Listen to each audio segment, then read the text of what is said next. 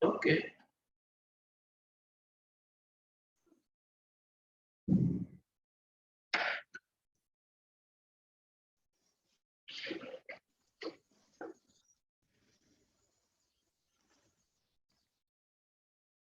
Allô, professeur?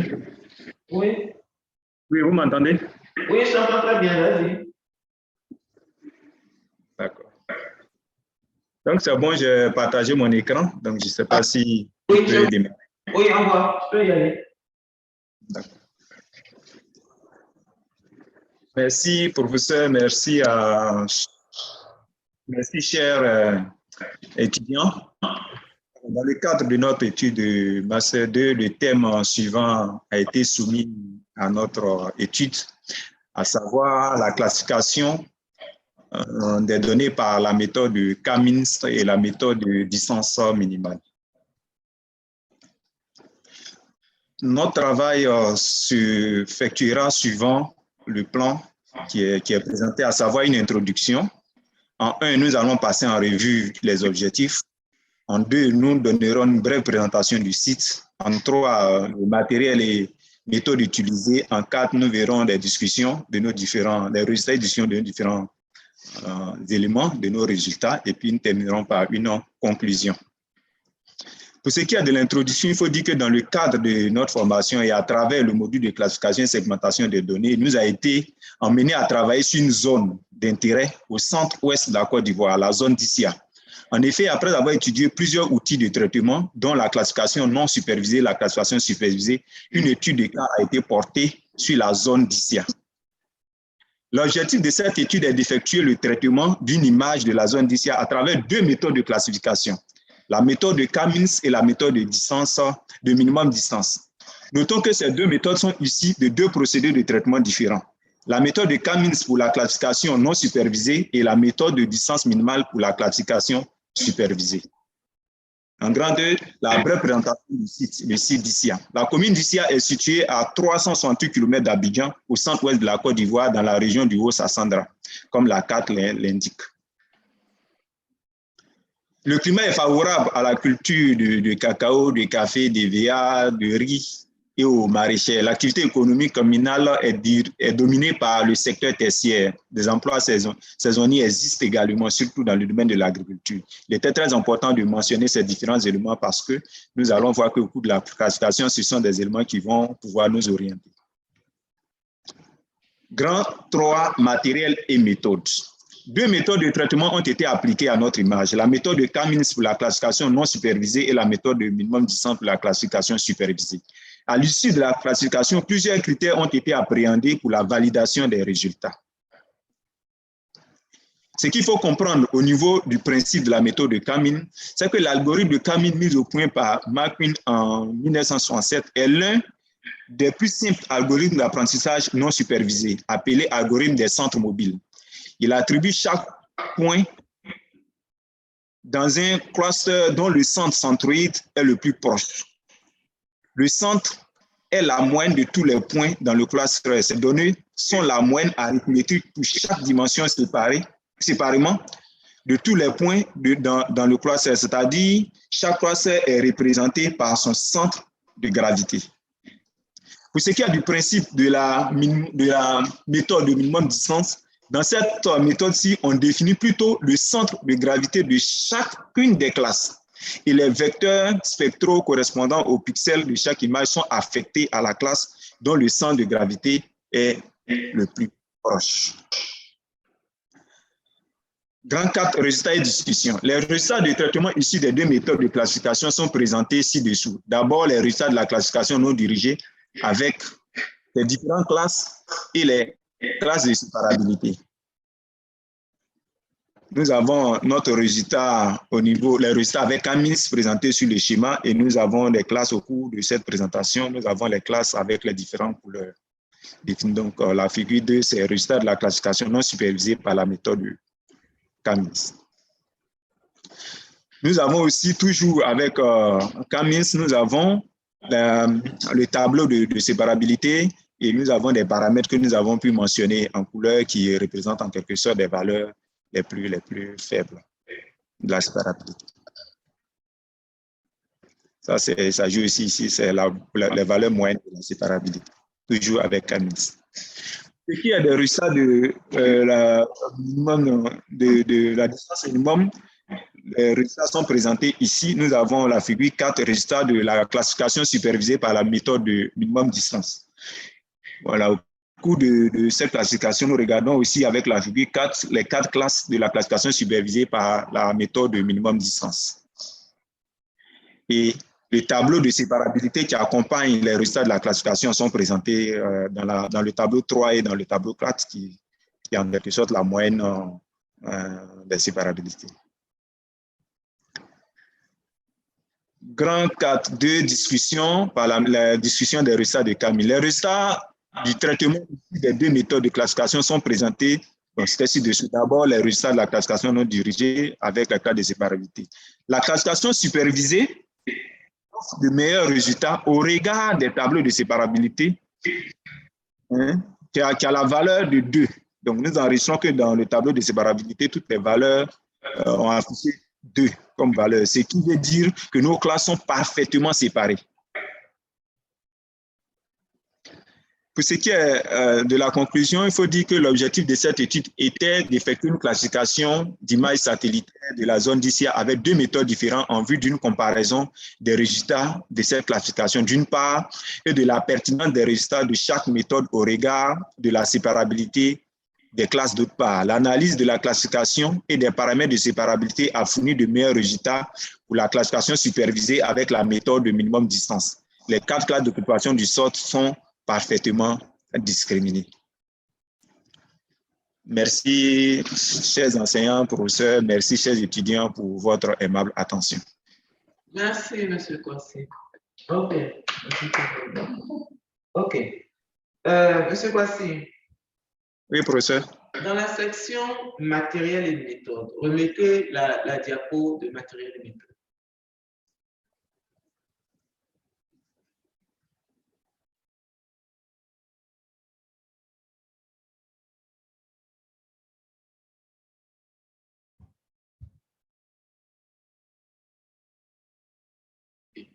Donc, vous voyez que dans cette section, il y a matériel et puis il y a méthode. D'accord? Oui, professeur. On doit dire c'est quoi le matériel utilisé et ensuite dire la méthode ou les méthodes utilisées. D'accord? Oui, professeur. Ouais, le matériel. Je pense que ça a dû sauter de ma diapo parce que je ne sais plus au cours de la manipulation, parce que j'avais mentionné effectivement les méthodes utilisées, c'était les ordinateurs, les logiciels. J'avais évoqué même suivi la diapo, le logiciel Erdas qu'on avait eu à utiliser. Mais c'est pas, certainement, ça a dû sauter dans la manipulation, dans la présentation. Je vais veiller à prendre en compte les observations. Voilà, parce qu'il ne faut pas que pour votre Master 2, là, le jour où vous allez présenter vos résultats de Master 2, cette partie-là saute, hein, parce que là c'est grave. D'accord, professeur. Première section. Maintenant, concernant la séparabilité, quels sont les paramètres de séparabilité que vous avez utilisés? Parce que vous ne le mentionnez pas, vous dites la séparabilité, mais on ne sait pas c'est quel paramètre. C'est quel paramètre? La séparabilité minimum. Quel est le paramètre? Dans le cours, il y a plusieurs indices de séparabilité. C'est lequel indice de séparabilité que vous avez utilisé? Citez-moi les indices de séparabilité qu'on a vus au cours.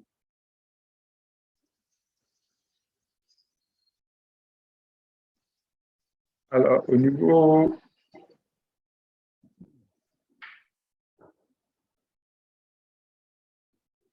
Nous avons parlé de la matrice de confusion. Au cours, on a vu que la séparabilité peut être caractérisée soit par la distance euclidienne, soit par la divergence transformée, soit par la divergence de Diffus-Matsushita. Là. Il y en avait plusieurs. Et je vous ai dit, il ne faut sûrement pas prendre la distance euclidienne parce qu'elle n'a pas de borne. Des bornes, effectivement. Mais là, vous nous présentez des tableaux de séparabilité, mais c'est lequel des paramètres vous avez utilisé? Vous ne dites pas.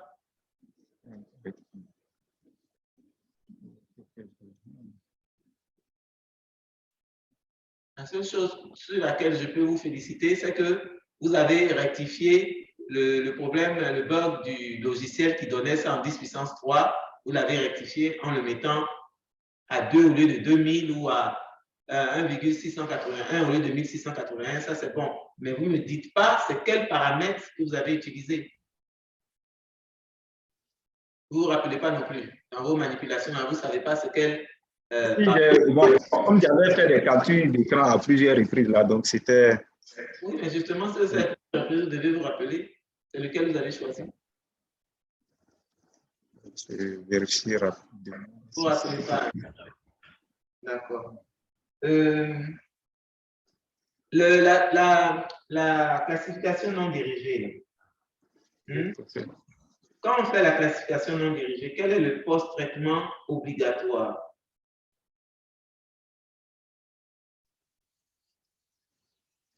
Quand tu finis. Quand on fait la classification non dirigée, il y a des corrections géométriques qu'il faut effectuer. Ça, c'est avant. Je dis après. Le premier post-traitement, c'est quel est le premier traitement après la classif que vous avez obligation de faire? C'était l'identification des différentes classes, nommer, identifier les classes. L'étiquetage, on appelle ça l'étiquetage. L'étiquetage, ici. Ok. Je ne vois pas ça dans le travail. Bon, ici, lorsque j'ai mis. Attendez, hein, je pense que c'est. Oui, ici, au cours de la classification non dirigée, nous avons ça. J'ai un ici en vert, c'est mis forêt, culture 1, culture 2, culture 3, culture 4, sol nu et puis bâti. Où ça? Où ça est? Parce que dans le rapport que j'ai là, moi, je ne vois pas ça. Hein. Je vois les images, mais je ne vois pas les classes. Parce que normalement, cette légende-là doit accompagner l'image. C'est-à-dire, je vois mon image avec plein de couleurs, je dois voir le code couleur avec l'étiquetage. Présentez votre diapo où il y a l'image classifiée par télé. Je suis sur la diapo, je ne sais pas si vous voyez. Donc. Partagez votre écran. D'accord. Partagez l'écran. Diallo Adam, atelier suivant. Hein. Bonjour. Il y a deux fichiers. Voilà. Bonjour, madame. Bonjour, monsieur Diallo. Voilà. Oui. Madame. On devait voir ici ce tableau-là. Ce n'est pas celui-là qu'on devrait voir. On doit voir les codes couleurs, mais à côté, on doit voir l'identification des classes. Ah, si tu as mis. Ah, si, c'est bon. Tu as raison. Excuse-moi. Si, tu l'as mis. D'accord. Tu l'as mis. C'est bon, c'est parfait. C'est bon, c'est parfait. C'est moi qui n'ai pas. C'est parfait. D'accord. Maintenant, ta classification dirigée. Montre ton image de classification. OK. Voilà ton image classifiée. D'accord?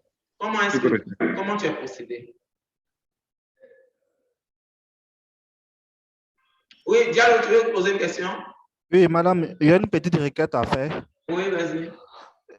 J'ai mes deux binômes qui viennent d'avoir un petit souci. Et c'était en déplacement, ils ont eu un petit souci. Et là, je fais une requête pour qu'on puisse faire notre exposé demain ensemble avec les présentiels. Ce ne sera pas possible. Hein? On va voir, mais je peux te dire que ça ne sera pas possible parce qu'ils sont 11. Vous n'êtes que 4. Ils sont 11. Donc, moi, je voulais que 3 de ceux de demain présentent aujourd'hui pour réduire le délai qu'on aura demain. Parce que demain, on va finir maximum à midi. D'accord? On a 11 groupes qui doivent passer. Si en plus, dans ces 11 groupes, on doit rajouter les fois D qui ne sont que 4, ce n'est pas évident que vous passiez. C'est ce que je veux dire. C'est-à-dire, on va faire notre possible, on verra, mais c'est vraiment un pointillé. Toi, tu n'as pas le fichier pour les présenter? Justement, on avait fait des dispatching pour que chacun puisse être impliqué. Là, moi, je n'ai pas vraiment la totalité du fichier. On a fait un dispatching pour qu'on soit tous là, pour éviter qu'aujourd'hui, il y ait des absents. Mais là, je viens de recevoir 2 coups de fil pour dire qu'ils sont vraiment dans des conditions où ils ne sont même pas connectés à Internet.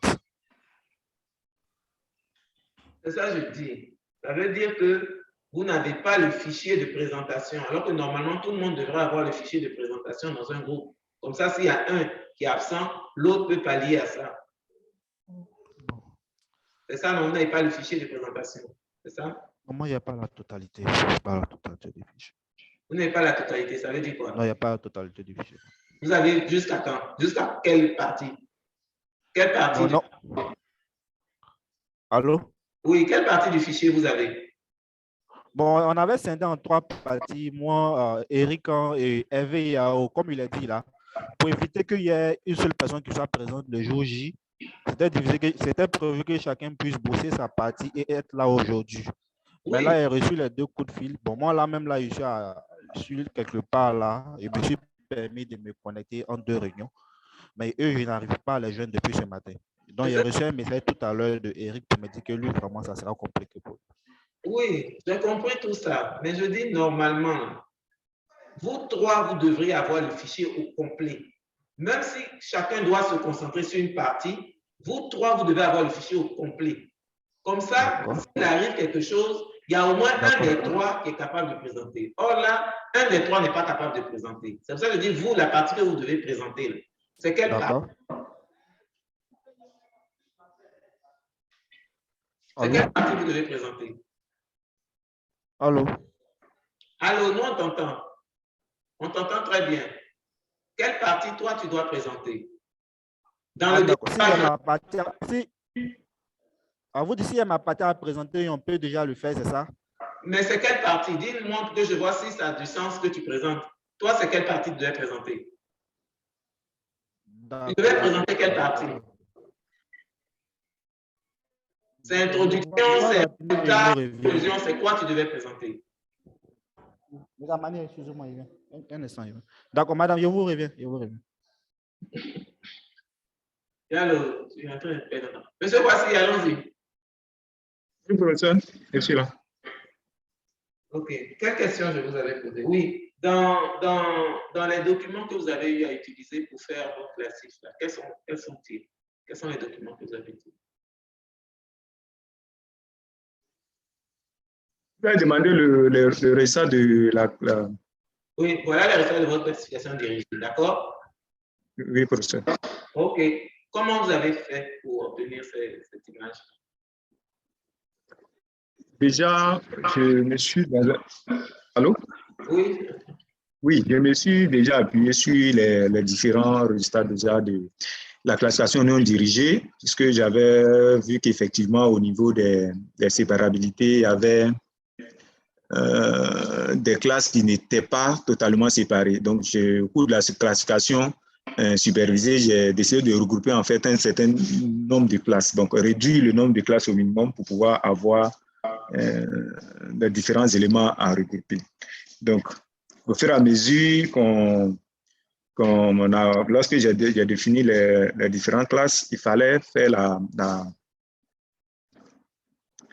déjà, il fallait faire le choix des différents pixels et à chaque fois, je partais vérifier sur la courbe.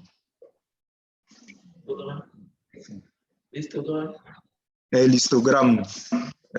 Voilà, l'histogramme des valeurs là pour vérifier effectivement si la courbe me permettait, si les valeurs avaient un bon regroupement qui traduisait effectivement que j'avais de bonnes valeurs au niveau du choix des pixels d'entraînement. Et c'est comme ça que j'ai pu effectuer la classification. Et lorsque j'ai lancé avec le logiciel les 4 classes qui ont été définies, ensuite je suis allé pour vérifier au niveau de la séparabilité. Et là où peut-être j'ai eu des soucis, c'est que quand je suis allé vérifier au niveau des valeurs de séparabilité, j'avais de bonnes valeurs. Mais en vérifiant sur l'évolution de l'histogramme, je me suis rendu compte qu'il y a des paramètres qui sensiblement, comme s'il y avait une deuxième courbe, c'est-à-dire au niveau des regroupements de ces valeurs-là, comme s'il y avait une deuxième courbe. Mais bon, je ne savais pas comment est-ce que je devrais interpréter ces résultats, surtout que les classes étaient parfaitement séparées. Et après, nous avons fait ce qu'on appelle le lissage pour permettre d'avoir une bonne présentation au niveau des résultats. C'est votre matrice de confusion. Présentez-nous la matrice de confusion. C'est la matrice de confusion qu'on va pouvoir quantifier les résultats de votre classe. Parce que vous ne parlez pas, vous ne présentez pas la matrice de confusion, vous ne parlez pas des précisions de votre classif, donc votre classification dirigée, en fait, on n'a aucune appréhension, à part la séparabilité qui a l'air parfaite, mais la matrice de confusion en tant que telle, vous ne la présentez pas.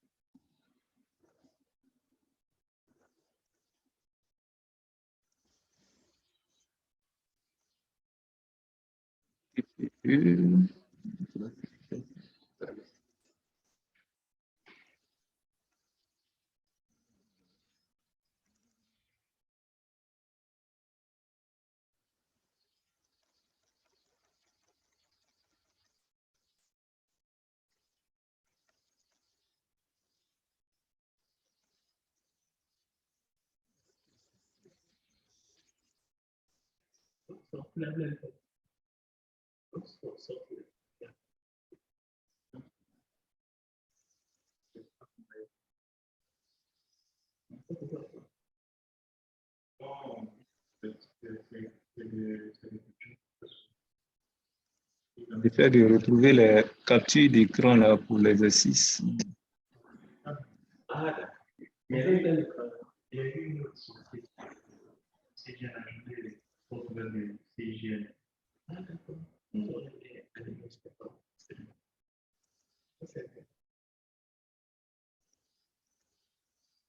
Tu as prêté toutes ces images. C'est le CNT. C'est le CNT. Oui, le CNT. Ok.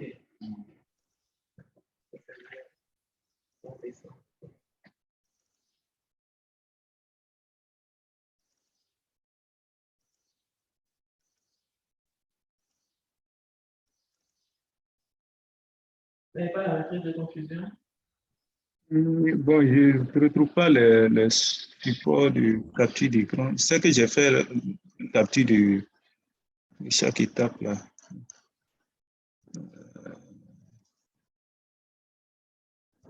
Parce que vous ne présentez pas la matrice de confusion dans le rapport et vous ne faites pas le calcul aussi des précisions de choses. On appelle ça. Le coefficient kappa, tout ça là, vous zappez dessus. Donc, c'est important. Non, c'est plutôt focalisé sur la comparaison de la méthode non supervisée et la méthode supervisée. Oui, mais en fait, c'était de comparaison. Ce sont aussi des éléments de comparaison dans la mesure où la classification dirigée, vous avez des paramètres pour valider la confiance que vous avez en ces résultats-là. Donc, comme vu la confiance que vous avez en ces résultats, vous pouvez maintenant les comparer avec la non supervisée et puis dire, bon, là, je suis sûr de mes résultats, je les compare avec quelque chose que je ne connais pas du tout. Et effectivement, voilà, puis tu discutes. Mais si tu compares deux choses pour lesquelles tu n'as aucune chose, aucun a priori ou aucune force de comparaison, tu compares deux probabilités, donc tu es dans le flou dans les deux cas. Alors qu'au moins, la classification dirigée, qui doit être ta base de référence, tu ne montres pas que c'est une base de référence en laquelle tu as confiance. Ah, je l'ai. Okay. Je l'ai prochain. D'accord, vas-y, présente. Je partage. Attendez. Donc, classification supervisée. Ouais. Je partage mon écran. Classification supervisée, classification non supervisée. Est-ce que c'est... Voilà. OK. À la matrice. OK. Donc, ça, c'est la matrice de confusion pour la classification supervisée. OK. Donc, quand on regarde ta matrice, ce qu'on peut dire, par exemple, c'est que la culture vivrière, j'imagine, hein, la première culture VI, là, vivrière, oui, est classifiée à 100%. Donc, elle est parfaitement classifiée. Il n'y a ni pixel omis, ni pixel commis. Par contre, sol bâti, là-bas, il y a des soucis, puisque ce que la classification donne. La classification donne, par exemple, 27 pixels sont donnés en culture vivrière, alors que la référence, ça doit être du bâti. Donc, il aurait fallu que tu calcules la précision moyenne, la précision globale, et puis cette erreur d'omission.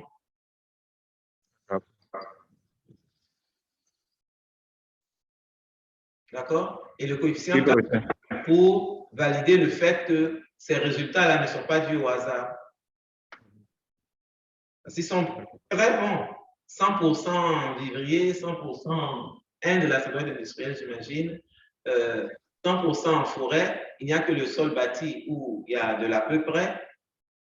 Donc, une fois que tes résultats, que tu les présentes comme ça, tu es sûr que c'est de bons résultats. Maintenant, de ta réalité terrain, est-ce que ça se justifie? Est-ce que la classif que tu obtiens visuellement, quand tu regardes ton image classifiée par la classification dirigée, est-ce que ce que tu obtiens est conforme à la réalité de ton terrain? Il y a ça aussi, tu dois dire. D'accord, professeur. D'accord. Ok, monsieur Kossi, c'est bon. Donc, moi, c'était principalement mes soucis. C'est que tu n'as pas précisé le paramètre de séparabilité qui t'a permis de dire si les classes sont séparables ou pas. Tu présentes les tableaux, oui, mais tu ne dis pas c'est quel paramètre. Tu ne présentes pas la matrice de confusion et calculer les précisions qui vont avec pour valider la qualité de ta précision. Tu ne dis pas le matériel de méthode que tu as utilisé et tu ne parles pas des documents qui t'ont permis de faire la classique. Donc, voilà les points un peu, je dirais, problématiques dans ton travail. Sinon, ce qui est sûr de ce que tu as fait, on comprend que tu as la maîtrise d'un logiciel, tu sais comment procéder pour faire une classification dirigée, une classification non dirigée. Mais, comme je dis toujours, il ne faut pas juste avoir à l'idée de cliquer, cliquer, cliquer. Il faut comprendre ce que tu as fait là, il faut comprendre le résultat et pouvoir justifier. C'est en ça que les paramètres de précision et tout pourraient te permettre de quantifier les résultats et de ta connaissance de terrain, dire oui, il a trouvé 100%, mais son 100% là est boiteux parce que dans ma réalité terrain, en fait, voilà ce que je devrais trouver ou pas. D'accord? Merci beaucoup. Il y a d'autres questions que je ne vais pas poser aujourd'hui pour ne pas donner le nez creux à ceux de demain. Donc, c'est demain, je vais poser ces questions-là. Comme ça, c'est toute la classe qui aura ça. Sinon, ils vont s'apprêter et puis toi, tu auras été le cobaye. Donc, demain, ils seront cobayes aussi. Là, je vais poser à tout le monde. D'accord, merci, professeur. Demain même, je vais suivre. Si on a l'occasion de suivre en ligne, ça va nous apporter aussi un plus. Il n'y a pas de souci. On va apprendre. Merci beaucoup, professeur. Merci beaucoup. D'accord. OK. Bon, M. Diallo, apparemment, il n'est pas disponible. Les autres membres FOAD ne sont pas disponibles. Les présentiels ne sont pas là. Donc, ça veut dire qu'on va se dire au revoir et puis on va se dire à demain. D'accord? Allez, merci beaucoup. Hein. D'accord, merci, professeur. Allez, bye bye.